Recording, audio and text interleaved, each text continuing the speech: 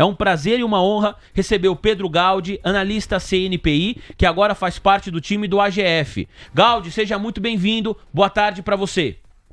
Boa tarde, Vinícius. Boa tarde, pessoal. Vamos lá. Gaudi, a gente vai falar aqui, talvez, dos principais balanços que foram divulgados até este momento. Vamos tratar do Quarteto de Ferro, a sua análise a respeito de cada uma dessas empresas. Também vamos falar sobre Bradesco, Santander, bancos que já reportaram seus resultados operacionais, e Ambev também, que trouxe um resultado que ajudou fazer com que o preço de tela do ativo se depreciasse na sessão seguinte, depois da divulgação dos dados operacionais. Mas antes desse detalhamento específico, eu gostaria que você trouxesse um panorama para a nossa audiência de como você viu em geral, independentemente do segmento de cada empresa, esses dados referentes aos meses de abril, maio e junho de 2025. Fica à vontade. Tá bom. Vamos lá, pessoal. Bom, os resultados estão vindo aí sem grandes surpresas. Um ou outro que não agradou, né? A gente viu isso no próprio comportamento da ação no pós-divulgação. Logicamente, tentando casar esse desempenho da empresa com o tarifaço, com uma inflação robusta, aí, uma taxa de juros alta que deve persistir para o segundo semestre, né? E os impactos disso para frente, né? O resultado do segundo semestre é uma fotografia que passou, mas assim, o que a gente pode, a minha sensibilidade é que os resultados, na média, têm vindo bons. Ou seja, sem grande surpresa. Quem tinha que vir fraco veio fraco, confirmando, e quem tinha que vir bem, né, por conta de estrutura de capital, por ser setor resiliente, acabou se confirmando, né? Vamos começar com as metálicas? Vamos sim começar com as metálicas. Pedro Gaudi, analista CNPI do AGF. E para a gente começar com as metálicas, vamos logo com a maior de todas, aquela que tem o maior peso na composição do Ibov, que é a Vale. A matéria já está na sua tela, matéria do portal Infomoney, assinada pela repórter Camille Bocanegra. Vale tem lucro líquido de 2,12 bilhões de dólares. 2 bilhões 120 milhões de dólares no segundo tri, o que representa uma queda anualizada de 24%. Sandra Lacerda com mais detalhes. A Vale reportou seus resultados do segundo trimestre de 2025 nesta quinta-feira, dia 31, após o fechamento do mercado. A mineradora teve lucro de 2 bilhões e 120 milhões de dólares de forma líquida. No segundo trimestre de 2025, uma queda de 24% frente a um ano antes. A projeção LSEG era de lucro de 1 bilhão 438 milhões de reais, abaixo do apresentado pela mineradora. O resultado do trimestre anterior veio abaixo das projeções e fez com que analistas estimassem lucro mais tímido que o apresentado. Portanto, reforçando para você, investidor e investidora, para ficar todo mundo na mesma página, projeção LSEG era de lucro de 1 bilhão 438 milhões de reais.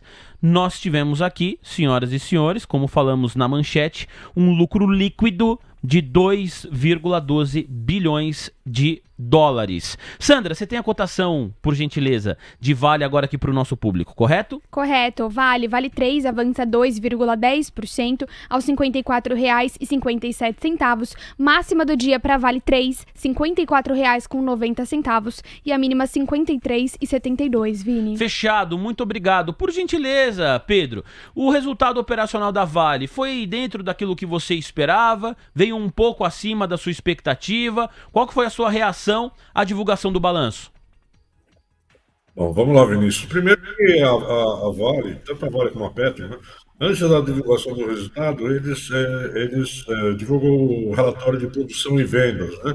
E isso ajuda muito os analistas aí a afinarem, né, seus modelos aí de preview, né, de resultado, de valuation, enfim.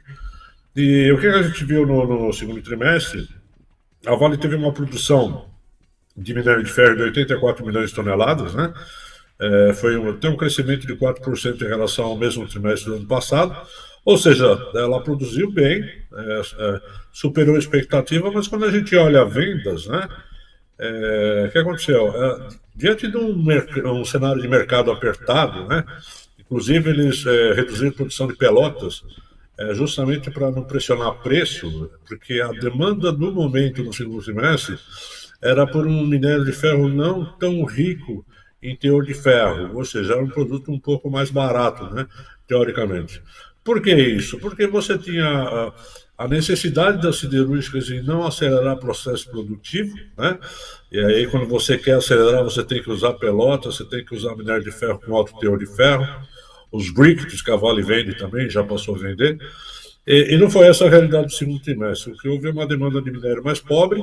A Vale produziu mais, mas vendeu menos. Vendeu 77 milhões de toneladas, preservando os estoques de minério de ferro com um teor mais rico. Já que o momento era de preço mais baixo para esse tipo de minério, ela optou em reter e atender à demanda com esse outro tipo de minério mais fraco. Como eu falei, em Pelotas, houve redução de produção para não afetar ainda mais o mercado. Quer dizer, com base nisso, a gente viu também a questão do preço médio que ela praticou no segundo trimestre, que foi 85 dólares a tonelada. O preço foi muito penalizado no segundo trimestre, desde fevereiro, quando o Trump lançou a primeira onda do tarifaço, né? Isso bateu nas commodities. O minério de ferro até foi conseguindo se recuperar ao longo do tempo. Estava a 105 dólares quando saiu o anúncio no começo de fevereiro, né?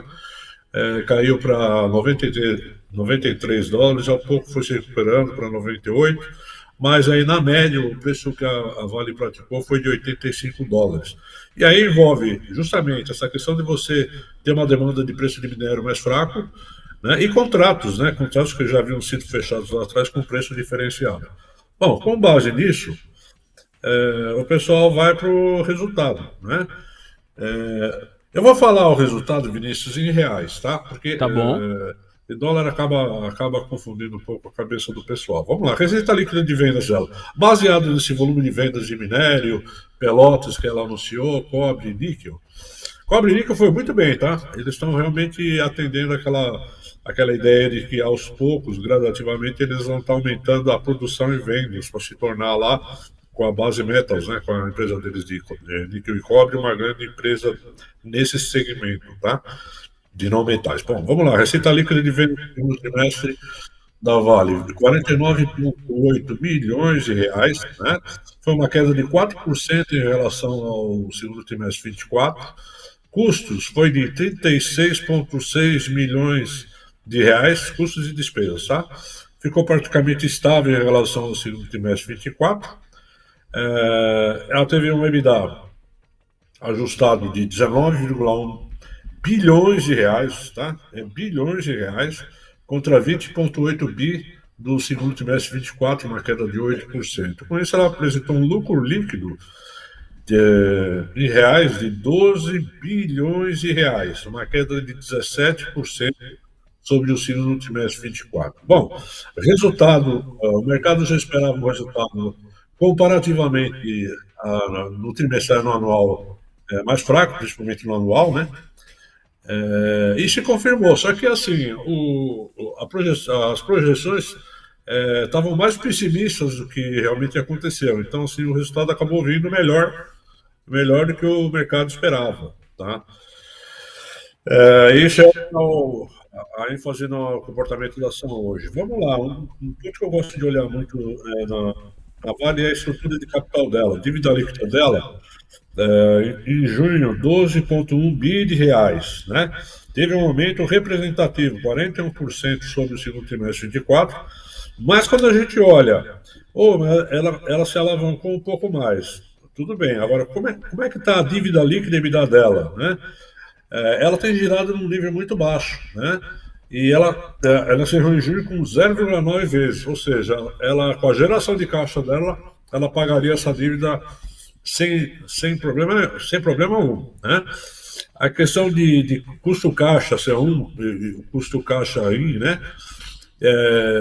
Eu brinco assim, é o custo Mina Porto Brasil, é o C1, e o Mina Porto China, que é o WIN, né? Ela fechou a 22 dólares o C1, é um custo que ela persegue a 20 dólares. Ela acredita que essa meta ela pode conseguir se aproximar agora no segundo semestre, né? E no WIN, que é o total, está girando na faixa de 60 dólares. E a meta é 50 dólares. Já está caminhando muito bem. estruturalmente os resultados foram bem sólidos, né?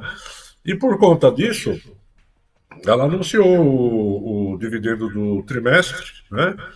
Um JCP de 1,89, ou arredondando 1,90, 1,895, né? Sim. Fica ex dia 3 do 8 e paga dia 3 de setembro. Na teleconferência, eles falaram muito sobre esse comportamento do preço do preço do minério, que o preço do minério com notícias de que na China existe um projeto para construir uma usina hidrelétrica vai ser a maior do mundo, 3 vezes a Três Gargantas, né, de tamanho. Só de sair essa notícia fluir pelo mercado, o preço do minério de ferro foi para $115, né? Subiu em 2 semanas uma coisa absurda e, logicamente, especulação, né? Porque o projeto está na prancheta ainda e é um negócio que demora anos e anos, né? O preço do minério de ferro subiu numa tacada toda a expectativa do projeto de longo prazo. E é por isso que ele está devolvendo, né? Já está $108.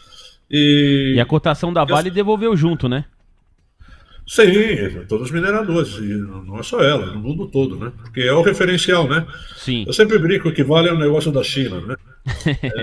Então, o que acontecer lá, se sai um PMI fraco, afeta. Se sai um preço de alta de minério, um indicador bom, o papel sobe. Então, tem relação direta assim. E esse projeto é um projeto de $170 bilhões, é uma coisa absurda, mas não é para agora, né? Então, o preço está ajustando.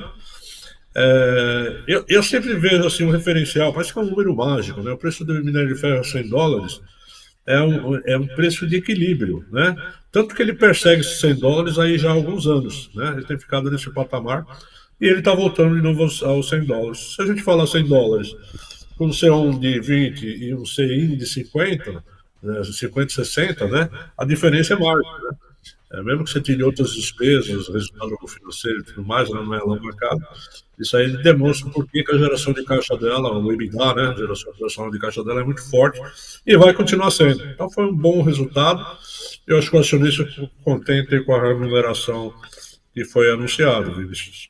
Muito obrigado, Pedro. O nosso telespectador, Samir da Silva Rosa, que é membro do nosso canal, ele pede a sua opinião do impacto do início dessa operação da Rio Tinto na mina de Simandu para a Vale. Se é possível calcular isso. Para quem eventualmente não tem o referencial, a mina de Simandu, as montanhas ali da região, elas representam o maior projeto de mineração do mundo. E as principais concorrentes da Vale são empresas de outros países. A Rio Tinto é australiana e é a Rio Tinto que detém ali essa operação. De fato, é um risco no médio e longo prazo para a companhia brasileira na sua avaliação, Galdi?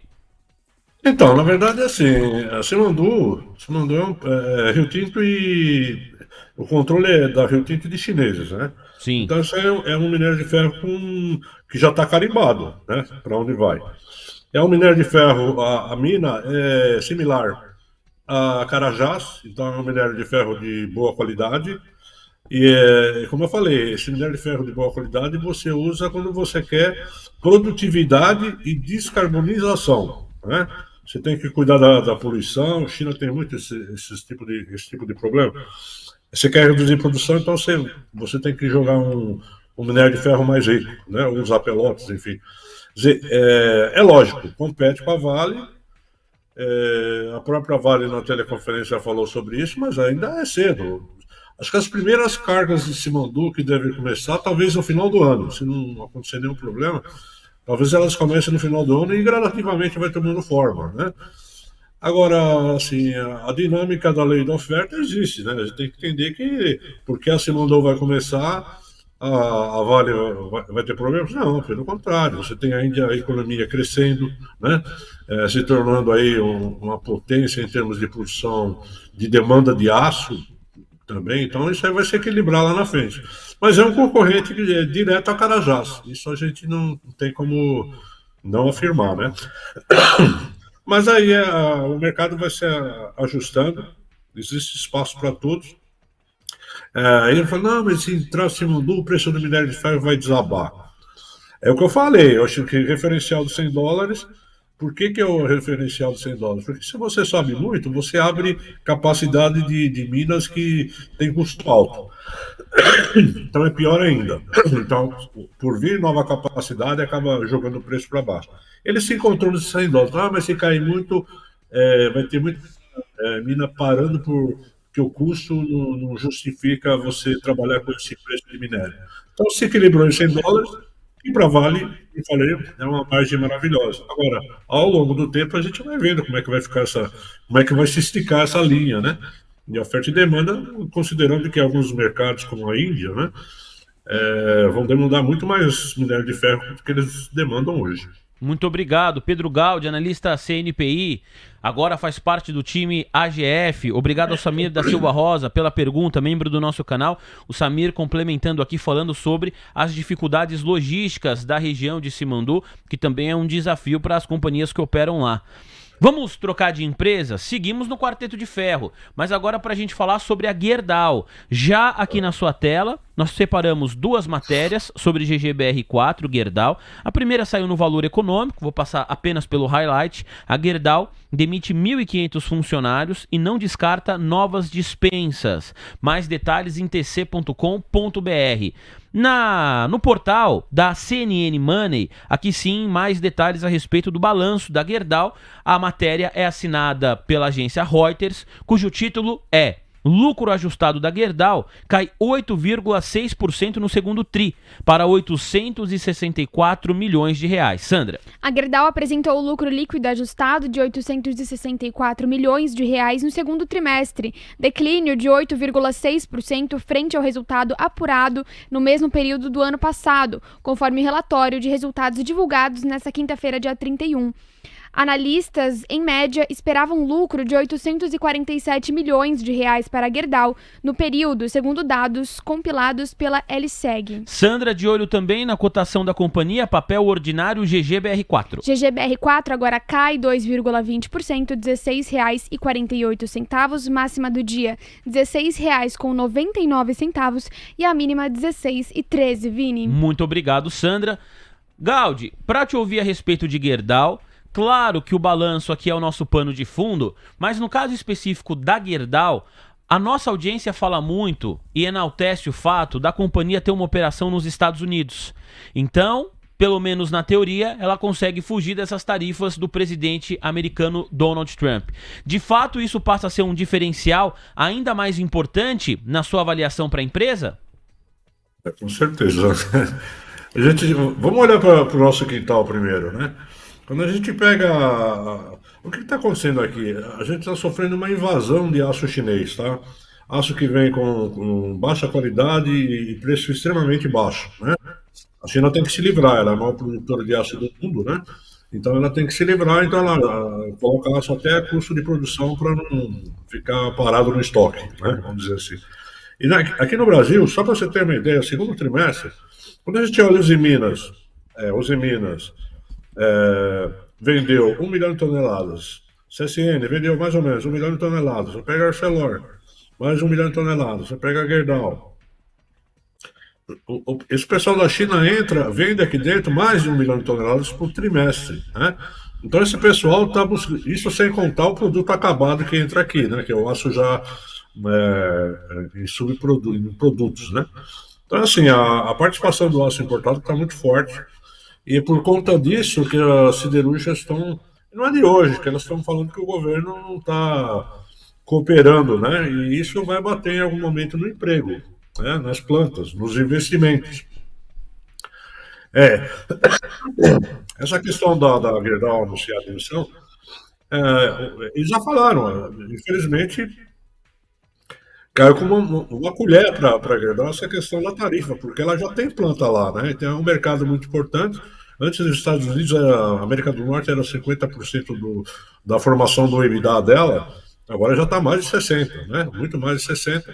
E com essa nova tarifa, ela consegue deixar de exportar via Brasil, produzir lá e buscar via Brasil outros mercados, enfim. Se ajustar como todas as empresas vão ter que fazer, que são dependentes de alguma forma de exportação para os Estados Unidos. Então, no caso dela, só para ter uma ideia, o EBITDA dela foi de 2,6 bi de reais no segundo trimestre. Só a América do Norte foi 1,6. Nossa. A representatividade é muito grande. E o Brasil foi 811, né? Milhões de reais. Quer dizer, a América do Norte já é pouco que o Brasil. Né? Então, é isso que está visível, né? Se o governo não tomar medidas de precaução, de tarifar esse aço que vem da China, o setor siderúrgico no Brasil vai entrar num sucateamento assim absurdo. Né? Ô É uma Pedro, pena. Porque... não, peço até desculpas por te interromper, mas acompanhando aqui o seu raciocínio, eu fiquei pensando, pô, a Gerdau, ela tem o que eu vou chamar aqui dessa válvula de escape, que é a planta nos Estados Unidos, que se tornou ainda mais relevante depois das tarifas do presidente Donald Trump, como você chancelou aqui. E no caso da CSN e da Uzi Minas, essas companhias que atendem principalmente aqui o público local, os seus clientes locais, e aí com mais ênfase ainda para a Uzi Minas, elas correm para onde, Pedro? Não tem para onde correr, né? Na verdade, o que você vai fazendo é fazendo parada para manutenção para reduzir a oferta, né? Tentando buscar um equilíbrio no mercado, porque quanto mais aço for jogado no mercado, mais o preço ou não aumenta ou cai, né? Você tem que dar desconto para vender. Então, assim, é uma situação muito complicada. Eu vejo assim, CSN ainda tem um braço de mineração importante, tem cimento, tem logística, né? Agora, a Uzi Minas fica mais complicado para ela. E ela já parou outro forno para fazer recuperação, né? Ficou um tempão parado. Então é uma situação triste porque o pessoal tem que começar a parar a coqueria, começa a parar equipamento para manutenção justamente para não gerar mais excesso de oferta no mercado. Muito bem. Ô Pedro, olha, a gente está perto aqui do nosso horário, da reta final, do horário que marcamos, que combinamos com a assessoria. Aliás, agradecer o Lucas, que fez o meio-campo, é o assessor que fez esse meio-campo, e todo o time também do AGF, que de maneira recorrente participa aqui do almoço de negócios. É a primeira vez que estamos conversando com o Pedro Gaudi, que agora reforçou o time do AGF, mas as portas, os microfones estão aqui, viu, Pedro? Sempre à disposição. Eu queria te ouvir no seguinte sentido, né? Por essa relação que temos com o AGF, todo mundo conhece o projeto, sabe que o olhar é para um horizonte de longo prazo. Considerando esse horizonte de longo prazo e pensando no quarteto de ferro, você entende que a melhor opção continua sendo Vale? Você prefere Gerdau? Ou você entende que não é o melhor segmento para estar posicionado agora, que tem muito risco embutido nesse setor? O que você pode falar para o nosso público nesse sentido, nessa reta final da nossa conversa, Pedro? Eu vou falar um pouco da estratégia da AGF, tá? A estratégia da AGF, setores perenes, né?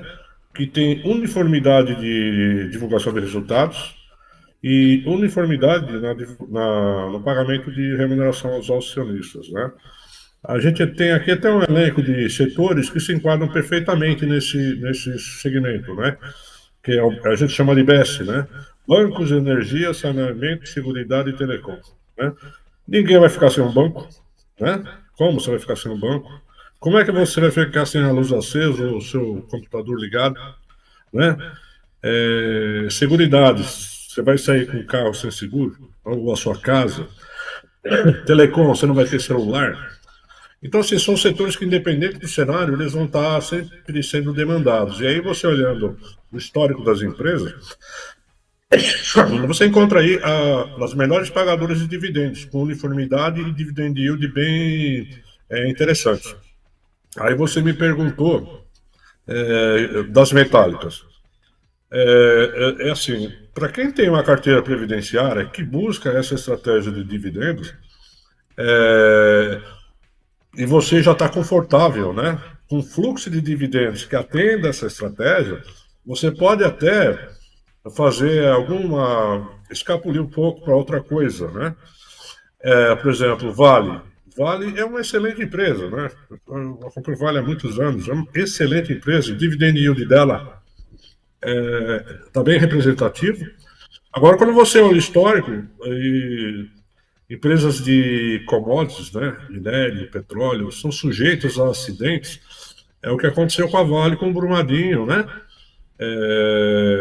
Com dois colapsos que tiveram lá, com perda de vidas e tudo mais, onde ela deixou de ela teve que fazer provisões absurdas, né? Resultados fraquíssimos por conta disso, ou até prejuízo, e deixaram de pagar dividendo. Então, assim, gosto muito da Vale, mas eu entendo para quem quer fazer uma carteira previdenciária, ele pode até comprar Vale sim, porque ela paga um bom dividendo. Mas antes disso, você tem que ter a sua carteira já maturada para você ter um fluxo de dividendo que te suporte lá na frente, ou seja, que lá na frente esse dividendo te suporte a você cumprir o previdenciário de uma forma saudável. Não Muito sei bem. se eu me fiz entender. Totalmente.